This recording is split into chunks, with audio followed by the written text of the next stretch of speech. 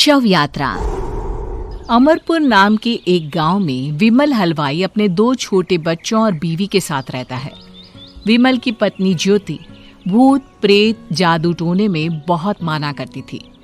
इसका बिल्कुल विपरीत विमल इन चीजों को दक्यानुसी माना करता था। रोज की तरह विमल अपने मिठाई की दुकान जाने के लिए निकलने की हड़बड़ी में होता है।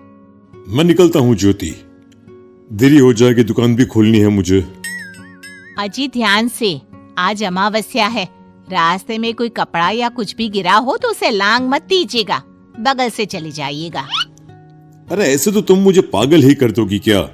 हाँ, मैं नीचे देखकर चलूं कि सामने से कोई गाड़ी घोड़ा आकर मेरे ऊपर से चला जाए? दोनों हालत में तो मेरी ही मौत है। अरे क्यों सुबह सुबह इतनी अपसुगनी बातें कह रहे हो जी? मेरे गांव में तो ऐसा आंखों के सामने होता हुआ देखा है मैंने, इसीलिए कहती हूँ, वरना मुझे क्या, पड़ोसी को तो नहीं कहना चाहती मैं। पति हैं आप मेरे, इसलिए बोल रही हूँ। विमल अपनी मिठाई की दुकान चला जाता है। दुकान पर पहले से ही ग्राहकों की लंबी लाइन लगी हुई थी। ये लो, वहाँ ज्योति अमावस्या को लेकर परेशान है और आज तो हमेशा से ज्यादा ही लंबी लाइन लगी पड़ी है। अच्छी खासी बिक्री होगी आज। विमल दुकान खोलता है। एक के बाद एक ग्राहक उसकी दुकान पर मिठाई ले रहे होते हैं। तभी गांव की एक बूढ़ी औरत विमल से कहती है, जिस तेजी से बिक्री हो रही है, कहीं किसी की नजर ना लग जाए, नींबू मिर्ची टांग ले। अरे क्या चाची तुम भी, ये सब नजर बजर कुछ नहीं होता है। कैसे लोग हैं मेरे आसपास। अपनी दुकान से शाम को विमल हंसते कूदते वापस घर आता है। हाँ, आज तो अच्छी खासी बिक्री हुई है। एक महीने में जितनी बिक्री होती है, एक ही दिन में आज उतने पैसे कमा लिए मैंने। ये तो बहुत अच्छा हुआ जी, आज ही घर की नजर उतारी है मैंने। बिक्री तो अच्छी होनी ही थी। अच्छा, तुम खाना लगा दो, सारा माल बिक चुका है।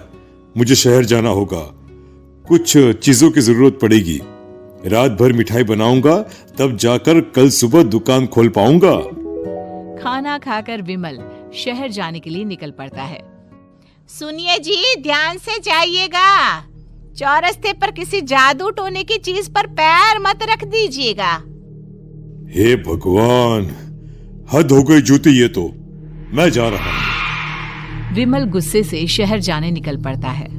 रात का काला घना अंधेरा, चांद की एक भी किरण ना होने के कारण अंधेरे में कुछ भी देख पाना मुश्किल था। जंगल के बीच के एक अधकच्चे रास्ते से विमल जा रहा होता है। चारों तरफ गुफ अंधेरा और सन्नाटा सुनाई दे रहा था, और सुनाई दे रही थी विमल के पैर के नीचे आ रहे सूखे पत्तों की आवाजें। तभी अचानक दूर से उसे कुछ आवाजें सुनाई देती है। अरे, ये इतनी रात को जंगल के रास्ते कौन जा रहा है? शायद कोई टोली होगी। राम नाम सत्य है, राम नाम सत्य है, राम नाम सत्य है, राम नाम सत्य है। धीरे धीरे आवाज कुछ कुछ सुनाई पड़ती है। आवाज धीरे धीरे और नजदीक आती सी लगती है।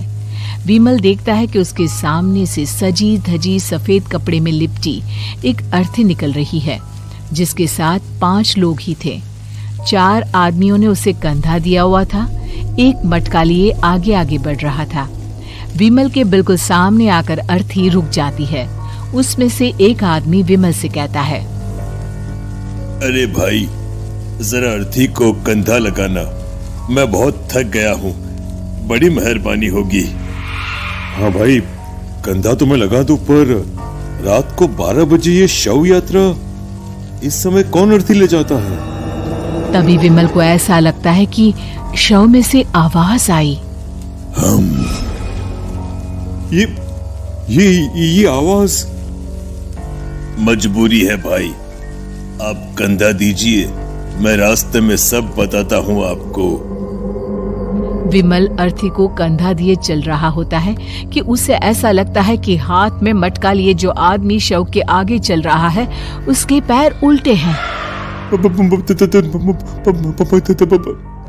क्या हुआ भाई, हकला क्यों रहे हो? वो आपके साथी के पैर उल्टे। विमल अपनी बात पूरी भी नहीं कर पाता कि वो देखता है कि उस आदमी के पैर तो सीधे ही हैं। अरे नहीं, कुछ नहीं, मुझे शायद वहम हुआ होगा। धीरे धीरे सब आगे बढ़ रहे होते हैं। तब विमल को अचानक लगता है मटके में से एक हाथ बाहर आ रहा है। विमल घबरा जाता है। इसके पहले वो कुछ बोल पाता, कल्लू कहता है, मेरा नाम कल्लू है। हम 6 दोस्त थे, जिसमें से एक को तो तुम सोया हुआ देख रहे हो।